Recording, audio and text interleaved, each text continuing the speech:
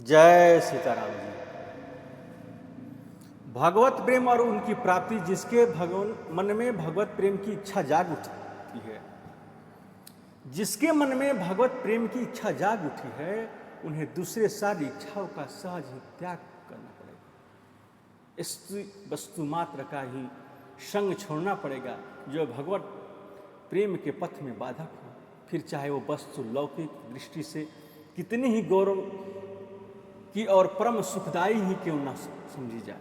जो प्रीतम के पथ का कंटक और जो प्रीतम के पथ का कंटक है, और चाहे कितनी भी आवश्यक या कीमती क्यों ना हो, प्रेमी के लिए सर्वथा त्याज्य है। ऊंचे से ऊंचा पद, गौरव, बड़ी से बड़ी संपत्ति, दुनिया भर का समान अटल कृति, अनंत गौरवमय विद्या, लौकिक विज्ञान का अद्भुत आविष्कार, साहित्य की सरल मार्मिकता, नैसर्गिक कवित्व शक्ति, मनचाहा सुखद परिवार और स्नेहमय हृदय से पाकर पालन पोषण करने में समर्थ माता पिता आदि कोई भी सहज आकर्षण या परम असत्य प्रिय वस्तु ने दी भगवान के प्रेम से रहित है, ऐसी भगवत प्रेम से सहायक नहीं है, जो उसके त्याग में ही भगवत प्रेम को सुख मिलता है। जगत का कोई पदार्थ रहे तो प्रभु प्रेम को बढ़ाने वाला होकर रहे, प्रभु के पूजन की सामग्री होकर रहे, नहीं तो उसकी कोई भी आवश्यकता नहीं। जितना शीघ्र उसका संग छूटे उतना ही मंगल है। जो देश स्थान समाज व्यक्ति संयोग वियोग वेश भाषा साहित्य विज्ञान भोजन वस्त्र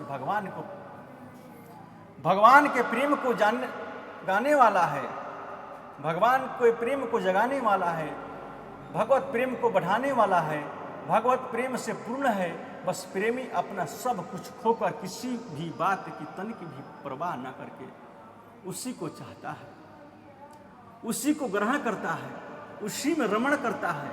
यह प्रीतम की प्रिय स्मृति देने वाला होने के कारण उसके मन को परम प्रिय है।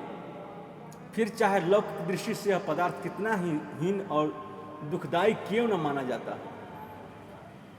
जिसके हृदय में प्रभु के प्रति अनुराग उत्पन्न हो गए, जिसके हृदय में प्रभु के प्रति अनुराग उत्पन्न हो गया, जो हृदय निर्मल प्रेम के कारण भगवान के विरह ताप से तप्त हो उठा, उसमें वह दूसरी वस्तु रह नहीं सकती, समा नहीं सकती, वहाँ अन्य के लिए गुंजाइश ही नहीं रह जाती। जिसका हृदय ऐसा अनन्य प्रभु प्रेममय हो गया है, उन्हीं का जीवन सार्थक है, ये धन्य है। ऐसे प्रभु प्रेम की प्राप्ति में प्रभु की अहौतुकी दया और उनकी सुहृदता की प्रधान उपाय है। यो तो प्रभु की दया सभी पर है। प्रभु जीवन मात्र के नित्य सुहृद हैं, परंतु उनकी दया और सुहृदता का लाभ वहीं भगवान लोग उठाते हैं जो प्रत्येक अनुकूल और प्रतिकूल स्थिति में भी उनकी दया ढूंढते हैं और दया खोजने का यत्न करते हैं। उनकी दया रहस्य समझने में आ जाने पर कोई प्रतिकूलता रह नहीं जाती। प्रत्येक स्थिति और प्रत्येक पदार्थ प्रभु में व्याप्त दिखने के कारण, प्रत्येक स्थिति और प्रत्येक पदार्थ प्रभु के व्याप्त दिखने के कारण उनके लिए सभी कुछ अनुकूल हो जाता है। न वह प्रतिकूल स्थिति का अनुभव करता है और न कोई दरिद्र और न कोई इंद्रिय या मन आदि भी उसके प्रतिकूल होते हैं। जिन पर भगवान की दया होती है उन पर सबको दया करनी पड़ती है। सबको भगवत प्रेरणा से स्वाभाविक ही उनके अनुकूल बनना जाना पड़ता है। बाधक साधक हो जाते हैं और विघ्न पथ प्रदर्शन का काम देते हैं। भगवत कृपा असीम है, इतनी है कि मनुष्य अपने बुद्धि से उसका कल्पना तक नहीं कर सकता, परंतु वह जितना अधिक देखता है उतना उसे शांति और आनंद की लहरों का स्पर्श मिलता है। कुछ भी आगे बढ़ने पर तो वह आनंद के असीम सागर में एक रूप होकर निमग्न हो जाता है। सत्संग, सतबुद्धि, सत्ग्रंथ, सदाचार आदि मनुष्य को भगवत कृपा से ही प्राप्त होते हैं। बड़ी बड़ी विपत्तियों से और पापों के गड्ढे में गिरने से मनुष्य भगवत कृपा से ही बचता है। भगवत कृपा इतनी है कि मनुष्य तो भूल करने में भी नहीं थकता और भगवत कृपा उसकी रक्षा करने में नहीं चूकती। कभी कभी मनुष्य को ऐसा अवसर प्राप्त होता है जबकि वह महान दुखों में घिर जाता है, चारों ओर से आफतों के पहाड़ टूटने लगते हैं। उस समय भी वास्तव में भगवान की दया ही कार्य हो रहा, उस समय भी वास्तव में भगवान की दया ही कार्य हो रहा है। भगवान का दंड विधान भी दया से पूर्ण होता है। उस दंड से भी मनुष्य विश्व के दुखमय स्वरूप को समझकर सुखमय बन जाता है। सच्चिदानंद की ओर अग्रसर होता है। भगवान अपने प्रति शत्रुता करने वाले के साथ भी स्नेहमयी जीवन जननी का सा बर्ताव करते हैं। माता के दंड विधान में हृदय का स्नेह सन्निहित रहता है।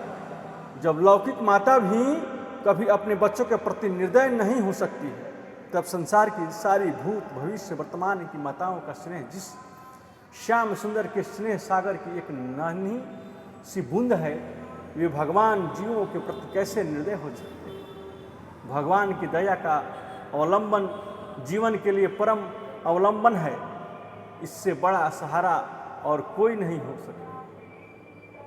दया पर विश्वास करने वाले मनुष्य को तो उसके प्रमाण की आवश्यकता ही नहीं होती। जिसके भगवान की दया आश्रय या वहीं स्नेहमयी जननी की सुखद गोद की भांति भगवान की निरापद गोद में सदा के लिए बैठा, सदा के लिए जा बैठा। परंतु विश्वास बिना ऐसा नहीं हो सकता है। विश्वास हुए बिना भगवान की दया का मनुष्य आश्रय नहीं लेगा। भगवान की दया बिना मनुष्य के मन में जगत के विषयों का आश्रय नहीं छूटता। और जब तक विषयों का आश्रय है तब तक किसी प्रकार भी सच्चे सुख और सच्ची शांति की झांकी नहीं हो सकती। विषयों का आश्रय तो दूर की बात है, विषयों के सूक्ष्म वासना ही वास्तविक शांति का उदय नहीं होने देता। वासना नाश का सर्वोत्तम उपाय है। मन का भगवत प्रेमी की कामना से सर्वथा भर जाता है और सबका प्रथम साधन भगवान की दया पर विश्वास करना ही है। जय सीताराम।